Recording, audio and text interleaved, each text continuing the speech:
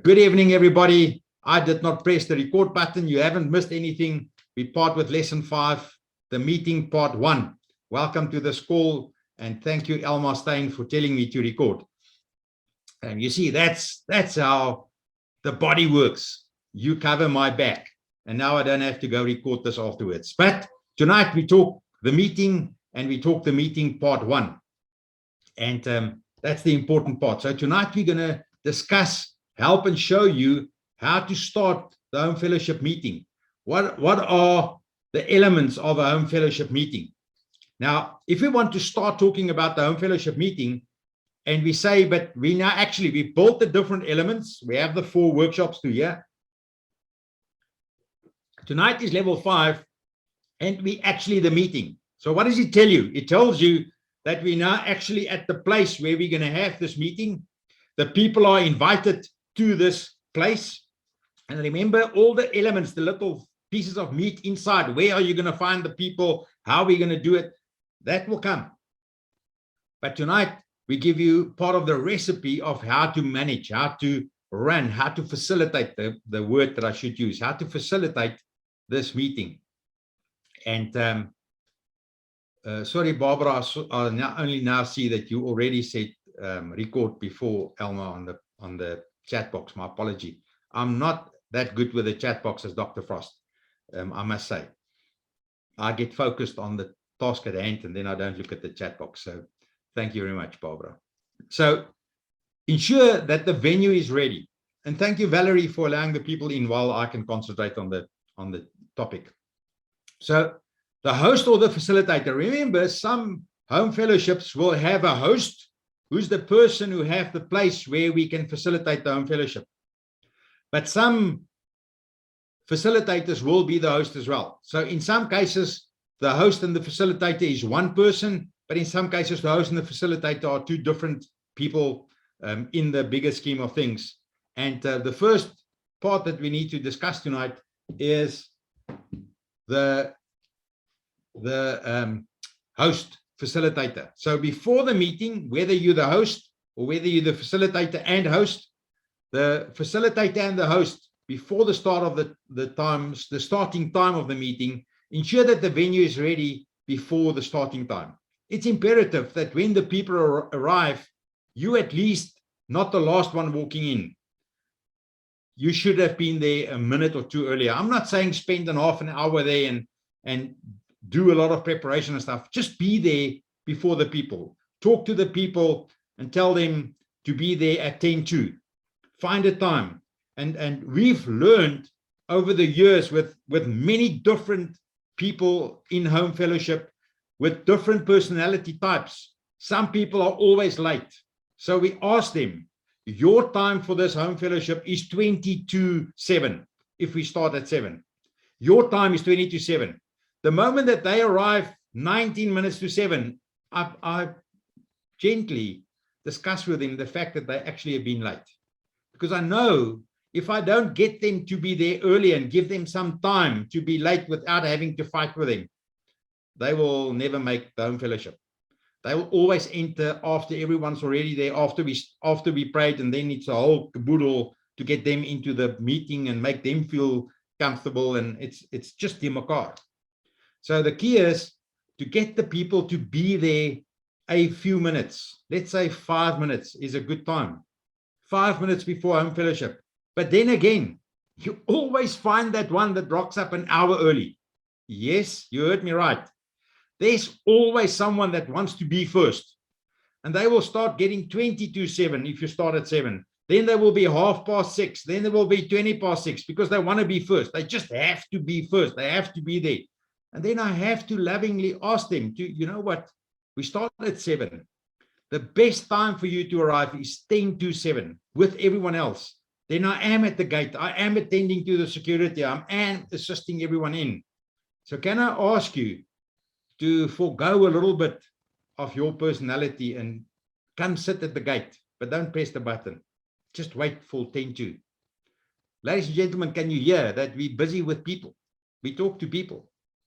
Keith, I see that you have a big laugh there because you have very good experience with this. And I assume Keith is one of those that will get there 20 minutes earlier. because you're just always on time. But let's, so then you welcome everybody. As the people arrive, welcome them. As the people arrive, remember, sometimes it will be the host, sometimes it will be the facilitator who's also the host, sometimes it will be the host and the facilitator. Welcome the people, make them welcome. As new people arrive, as first-time visitors arrive, make sure you get their name. Make sure you have a little piece of paper to write down their name if you're one of those people that forget names. That's not good with names. You know, some people tell me, I'm not good with names.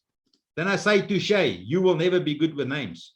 Because if you tell every person that you find, that you meet in your life, that you're not good with names, you know what, you're confessing it and you're telling it to everybody. Everybody knows you're not good with names. It's not helping you. You're not looking better. You're just confessing the wrong stuff. I had to, in my work, in my life, people's names were the most important thing. I was bad with names, but I had to stop telling people that I'm bad with names. And I had to, you know how I did it?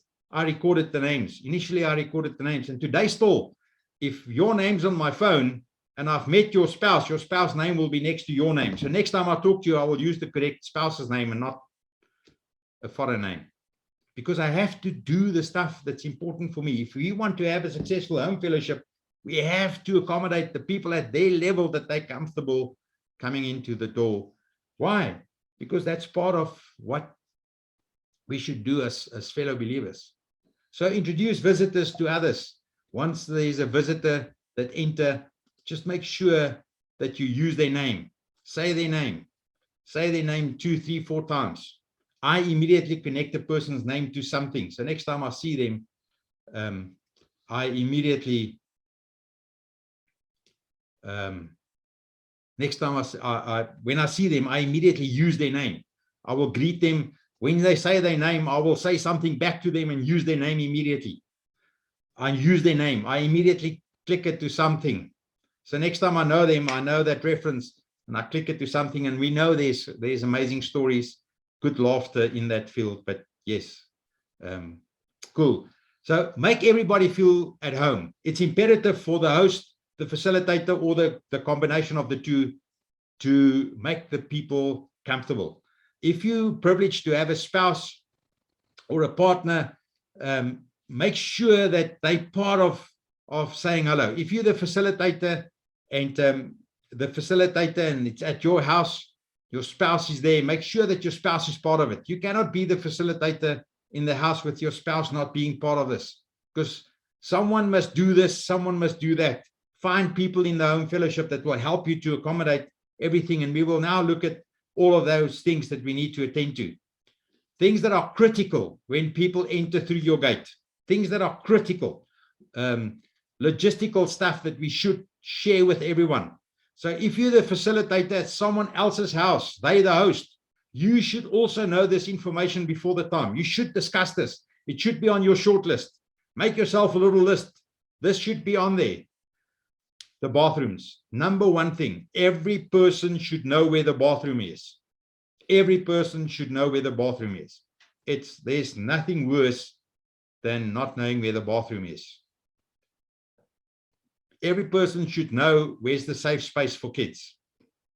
If there's kids at the home fellowship, the people should know where the safe space is for kids. Everyone should know where that safe space is, so that we know that we should help and guide and assist to keep the children in that area. Because we take a risk having other people's children in your house, especially if you have grown-up children. You're not used to children in the house. It's a huge risk because there are areas that are not safe. Maybe you have a swimming pool. Maybe you have a gate that opens to the back and there you have big dogs. Whatever. Make sure there's allocate a safe space for the kids so that everyone is aware of the fact. And you know what? We sometimes get naughty kids in the home fellowship. Sometimes we have to look after them with a beady eye and make sure that they're not naughty. Because they're out of their comfort zone. They're not at their house. Mom and dad is busy in the group. So kids is one of those things that you should discuss. It's, you know, if kids have a fight, the parents will stay cross with one another for months and years The kids will, after 10 minutes, play again, and the parents still fighting it out. But okay. So get the safe space for kids. Access to drinking water. Ladies, gentlemen, if you want to be a facilitator host, you have to give the people access to drinking water. I'm not saying some fancy name or something. There should be water available. Not coffee, tea, not wine, not cold drinks, not juice, water. There should be water. Why? Every person in your home fellowship should be able to duplicate the home fellowship. You will see that in tonight and tomorrow night's lesson, next week's lesson, I will never say anything about coffee and tea and cake and all that. It's one of the small things we'll discuss later. It's not part of the program. Yes, you heard me right. It's not part of the program. Okay, so people should have access to drinking water. The seating arrangements. Where will the people sit? You know what? We had times at our home fellowship where every seat was full. Every seat that we could carry in from the dining room, every seat was full. And there were some people that had to sit on the ground. But you know what? Some people are willing and able and can sit on the ground. Some people cannot, because if they go sit on the ground, we will never get them up again. So the seating arrangement is important. As the people come in, make them comfortable. Talk to them about the seating arrangement. Don't make them feel uncomfortable and not knowing where to sit. It's part of having a successful home fellowship. It's part of allowing the people to concentrate on what we're going to do. Show everyone where the exit doors are. Ladies and gentlemen, that is so important, especially nowadays with all the security gates and all the stuff. Every person should know which is the safe door where we can exit if something happens. And every person should know where the key is if it's locked. And I presume it will be locked because that's just a sign of the times. But make sure there's an exit door and everybody knows how to get through that door in case of something that something happens. You hear me? The next thing is security protocol. What's the security protocol at your estate, at your house, at your complex? What's the security protocol? Do you stay in a single loose standing house with your own gate? What's the security protocol?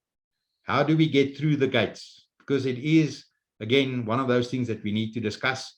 Everyone should know the security protocol so that no one breached the security protocol, so that you as the facilitator and the host are also comfortable that the people are safe and secure in the surroundings. And information that will assist the flow. So everything that you can help to make sure, and I've just listed the main ones that I know I always concentrate on. But anything that you can think of that will assist people with the flow. If you have dogs, and the dogs are those that are in between the people and want attention all the time, see if it's not possible to keep them separate. We had home cell with dogs most of our life, and one of the dogs always sat on my wife's lap for the whole home fellowships, up straight on her lap. She was doing home fellowship with us. Why? Because the first night it was only my wife and I and the two dogs, and they started doing home fellowship with us before the people that came later. And but they never got to the other people. They never disrupted the home fellowship. Remember, dogs are cute, and I have space for dogs. I've got place for them. Cats, no problem. But they should not. Everyone should not all the time have to talk and duck and get away from the animals. So, especially if you're one of those guys with reptiles, make sure that they're cool and nice. Show them to the people, and then go put them away. Then the facilitator. If we go look at the facilitator, start the meeting on time. One of the key elements, if you want to have a successful home fellowship, start the meeting on time. Start the meeting on time. I'm going to say it again. Start the meeting on time. Make sure you get the people in. Make sure you start the meeting on time. If you're the facilitator at the house and also the host, make sure as you grow, remember everything that we talk about will not happen on the first night. It will come into existence, come into place, but we have to put it into place as we grow. We will not start the first night with everything in place. I know, I understand. I've been there, done it. But we will build on it as we go. We will get better at it. So start the home fellowship on time. If you are the facilitator and the host in your house, Make sure your spouse or one of the members of the home fellowship, as you grow, as you got to know them, get someone that will be your 2IC, the person that will, once you start the home fellowship, they will allow people in. You will not have to stop and do this. Make sure they understand all your security protocols. Make sure they can help the people in. Make sure you have someone that can help, because it's inevitable. Someone will be late. Just get the people into the habit, not for the same person to be late every time. We start with a prayer to bless the meeting. So we start with a prayer to bless the meeting, to just for one moment get everyone to close their eyes, to pray, and to breathe out the day, and to just be calm. You know, it sometimes happens that there are people that arrive at the home fellowship after a serious busy day. They haven't had time to think or anything, and they honor you as the facilitator or the host, and they want to be there on time. So when they arrive there, they realize we now need to go to the bathroom. We now need to just make sure that the prayer, the opening prayer, will be for everyone. The little time that, you know what, just breathe. You don't have to do anything now. Just breathe. Just be quiet before our Father. Just get into the spirit of what's going to happen here. Introduce yourself and ask the members to greet each other and allow visitors to share a short testimony. Now, I know there are some people that you cannot ask to share a short testimony, because a short testimony is 3 or 4 hours. They will start in 1973 under the apple tree, and they will tell the whole story with all the detail, and they will tell you the detail of the people who's in the story, and they will set them up. It's imperative that you ask someone. So you as the facilitator will create over time yourself 1 or 2 little questions. Oh, where you live? How many kids do you have? Are you married? Ask 1 or 2 questions that will lead them into answers without them giving a testimony. Don't ask them if they are born again on the first night. Don't ask them that. Don't ask them stuff that will put them on the spot. Never, ever, ever ask them stuff that will put them on the spot. If it's someone that's not born again and you ask them in the first entrance into the room, are you born again Christian? Which church, where do you fit in? No, someone invited me to be here. I never even thought we're going to talk about the Lord. Yes, we had some of those in our home fellowship as well. But the key is, make sure people are comfortable. If it's someone that you've met before, seen before, it's their first time in the home fellowship, you know a testimony or something from them, ask them to specifically just say something about that or introduce them. Make sure they don't take over the meeting and talk for 50 minutes, because there's nothing worse than you having to quiet them. Yes, you heard me right. There's nothing worse than you having to quiet them, because now it's personal. First meeting, you already tell me to shut up. You should never have given me the gap. You didn't hear what I just said, eh? You should never have given them the gap. Okay. Ask for testimonies from the group. And as you develop the home fellowship, this is something that will come over time. People will know. They will come expectantly, and they will come with their testimony. Your regulars will come with the testimony, and they will, when they enter after the prayer, they will immediately volunteer. But can I quickly share a testimony? And they will know that it's a 10 seconds testimony, not a 30 seconds even. It's a 10 seconds. Just say what God has done. Later, we can discuss what happened, what's the story around it. It's just the testimony to get people into the mode of, you know what, there is a living God out there that we're serving, that's providing for us. So assist members as you grow. Talk about this regularly. Assist members to make sure that a testimony should glorify God. You know what? Some people will bring you a testimony and you will never, ever find God in there. It's all about them and their stuff and what they have or not have.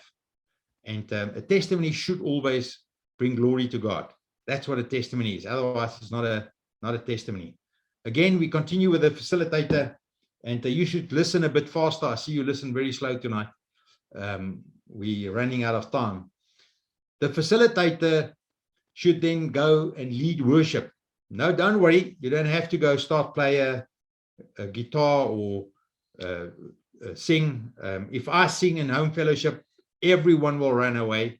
If I have to put the note in for the worship song, no one will get it right, because no one will be able to do it on my perfect pitch, because I know it's absolutely not perfect.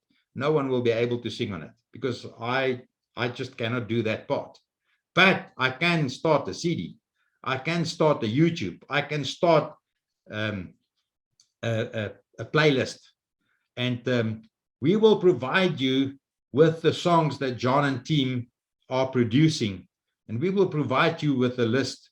And wherever it's possible, it's not compulsory, but where it's possible, it is very good to, after prayer, after a testimony, to just sing together one or two, not 30 minutes. You'll see the time now. We're very constrained with time. We're going to do all this in an hour and 30 minutes. That's why there's no tea time in there. If you want to have tea, it's afterwards.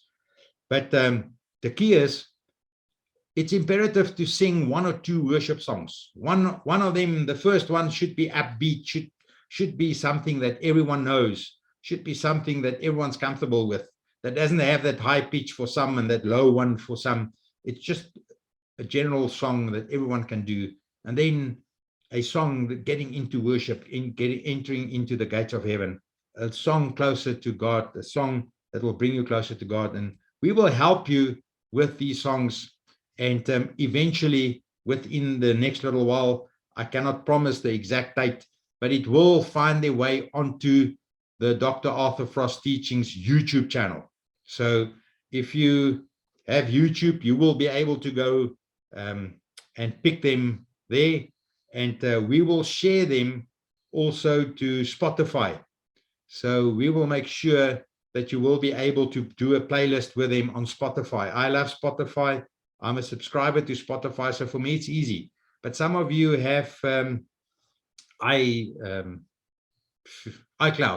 Some of you have whatever Apple has got. For the moment, I don't even know what they call that. But some of you have the Apple one. Some of you have another playlist. On your playlist, you can just go find one or two songs and create a playlist. If you don't have access to anything, we will provide it to you on YouTube. And you can download them while you're at the Wi-Fi hotspot, so that you don't play them on data while you're in the home fellowship. So after singing one or two songs, and you as the facilitator will have to gauge the time, because from starting, from your opening prayer on time until after you've sang one or two worship songs, and we know there's some of them that's 5, 6, 7 minutes long, you can only do one, not two, if you select one of those longer versions. And the time should be around 15 to 20 minutes. In there, you greeted everyone. In there, someone, iTunes. Thank you, Tanya. You're always the one. You can Google, eh? Thank you, Tanya. The key is, we have to, from starting the home fellowship, from getting the people to just wind down under prayer, just to understand that we now have to just get our heads out of the day, getting prayerfully before God, not just the facilitator praying, but getting some people in the home fellowship to do the first prayer at some point, not on day one. On day one, the facilitator most probably will be the one doing it. But with a testimony in there, with one or two songs, 20 minutes, that's what we've got. Yes, you heard me right. Everything up until this point, 20 minutes. And you might say it's not possible. Well, we've done it like that for many years. It is possible. But it takes some doing, especially if you're a long-winded person, taking a little bit more time. It's taking time to everything, not task. It's okay. We will help and assist you. Eventually, we will get the group. Everyone will understand the recipe. Everyone will be able to bake these pancakes. So then, after that 20 minutes, if you can skim 1 or 2 minutes, it will be first prize. But after that 20 minutes, and remember, for you, everything should not just go about the time. We're going to get this wrong a few times. Sometimes it's not going to work out at all because something externally happens. It's a given. Remember, we discussed the perfect idea of what it should look like. Okay, the perfect idea. And as you get better at it, as your team growing and you grow in relationship, you'll see that they all slot in and they all work towards the end goal. And it will be, you will be able to do this. Then the next thing, we take about 5 minutes and we discuss the plan for the next week. Remember, in the previous lessons, we showed you the what you should do as a home fellowship, the different elements that you should be busy with as a group together to make sure that you bond and gel as a group and to be effective in your community. Remember, we talked about prayer duty. What is your prayer duty? Your active duty. What's the active duty that you're going to do? Remember, your prayer duty is every week you'll do prayer duty. You will pray for that specific thing, so it will become part of your prayer every time that you pray in the home fellowship. Maybe not at the start, but later when you pray, your prayer duty will be built into your prayer time. But your active duty, and remember the prayer duty as well, you will go visit the place where you do prayer duty for, the police station, the hospital, the creche, the old age home, whatever institution you've taken as your prayer duty, you will pray for it not only, but you will go pray at that place at least once every 6 weeks. So you have to plan that. So you as the facilitator need to have a plan, you need to have a calendar, and you need to know when, what's the date, what's the time, how are we going to do this prayer duty? And we need to discuss that with the people. Active duty. What's our active duty? Where are we going to do something? And it's different every time. It might be same for 3, 4, 5 times you go to the same place, but it might be different things happening in your community that you do active duty, because we want to have an impact as fellow believers. We want to go serve our community. We don't want to just extract from the community. We want to serve our community. And the walk the block activity. So we need to, in that 5 minutes, just plot out, you know what, for the next 3 weeks, there's nothing of that happening, but on that date, we're going to do prayer duty at this place. At that date, 5 weeks from now, we're going to do active duty. We're going to do this and this and this. Who's in charge of that? The person in charge of that should take control. And outside of this meeting, we should make sure that communication continues with regards to our preparation for our active duty, whichever that is that we're going to do. Our walk the block. Next week, Saturday, we're going to walk the block in this area and this area. The week after that, Sunday afternoon, 4 o'clock, we're going to walk the block in this area. So we have to just lay out the activity for the group. Then the facilitator. You should prepare the topic every week, but not to present it. As you heard earlier, when we talked about the presenter, we're not going to repeat the 30-minute presentation. The people see the 30-minute presentation either on the Facebook Live, as you've done earlier tonight, or on the app. So all home fellowships use the same topic every week. So if you start your home fellowship now, next week, what will your topic be? The one that we just covered, prayer. If you start the week after next week, it will be the topic that we cover next week. We all fall in at the same point, and we just continue for the 5 years, and then we will start at number 1. But you will see at some point, we will go and find the number 1, 2, 3, 4, 5, and 6, 7, and 8, as we talked about last week. We will go build that in for new people. So lead the people into discussing the topic, the 250 foundational topics planned for the meeting. So lead the people into the discussion. So at this point, after we discussed our duties, what we're going to do as a group, we now start this discussion, and you as a home fellowship facilitator will lead them into that. And the members should be encouraged to acquire a copy of the books. The members should be encouraged to acquire a copy. But remember, there's no copyright. If someone in your group cannot afford to buy the book, just make them a copy of your book. Just give them a page with the different scriptures on. Just make sure that everyone is empowered. You know what? If you have a book like this, you should see what mine look like with the notes and the stuff that I make in here. I've got loads of notes that's handwritten in my book because I use this as my reference. It's well used. I'm at topic number 48. It is well used. And it's just an easy place. So encourage people, help and assist people to acquire the books if possible. Encourage them to watch the Facebook Live. If they cannot do that, the app. We've talked about the app and the Facebook Live and everything before. I'm not going to repeat all that. But encourage them to go watch it there. Remember, on the app, there's 2 places you can see it. So you can have 2 different angles. Tonight's example, for example, on prayer, I've done now on this topic, but Pastor Les has done it in Generation Impact Bible College. Pastor Les has done that topic. So you can go listen to Pastor Les, you can go listen to me, and you can decide where you feel the topics fitting you. It doesn't matter. We want you to see the information to get into relationship with God. Encourage to present the salient points. So when you ask someone in your home fellowship to start the discussion on the topic, so whenever you've done the arrangements, you now start the topic. You ask someone in the home fellowship to start the topic. Initially, you as the facilitator will start the topic, but only at 10 minutes. Try for 10 minutes. Don't try for 15 minutes. A 10-minute discussion with the salient points. What are the points that's important to you? You heard me present the topic tonight, and I presented it from an angle of me, where I see this happening. If you go listen to Pastor Les, you will find an angle of him where he's into that. You should have an angle into this topic and allow the people in the home fellowship to be able to present it. Encourage them to participate in the discussion and encourage them to discuss this topic with others during the week. Here's a key. Encourage them to discuss the topic with others during the week.